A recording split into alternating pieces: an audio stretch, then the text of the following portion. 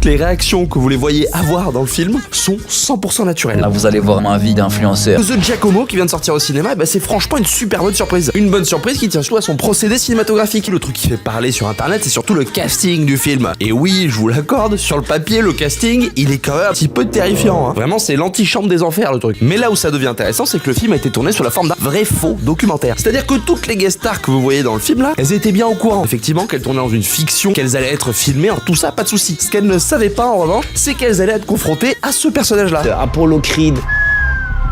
Non, Apollo 13.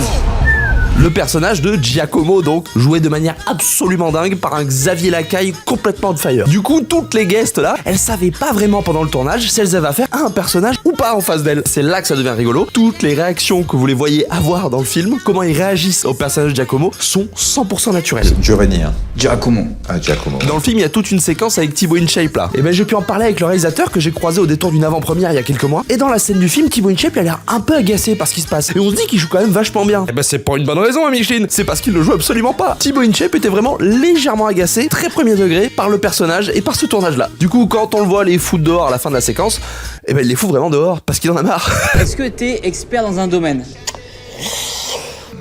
Et là, tu vas repartir mal, mon copain. Et ce procédé donne une véritable authenticité au film, je trouve. Une sympathie qui le rend fort agréable à suivre et qui donne à ce film un caractère assez jamais vu finalement. Après, on reste dans le récit classique du faux documentaire et la striptease. Mais c'est ultra bien mené, bien rythmé, les guests sont incroyables et on passe un super bon moment. Alors vous arrêtez pas à son apparent casting un peu bizarre, je vous jure que ça vaut le coup, allez jeter un œil.